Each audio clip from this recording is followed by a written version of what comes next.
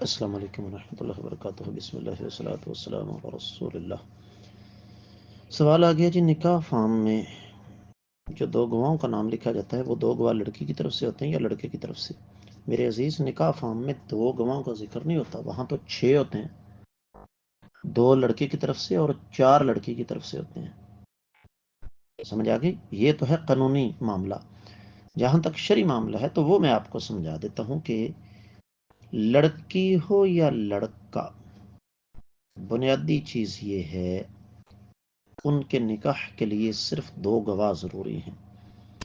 یہ شریعت اسلامیہ کا حکم ہے، اور وہ 2 گواہ کون سے ہونے چاہیے، یہ بھی بات بڑی توجہ کے ساتھ سمجھنے والی ہے۔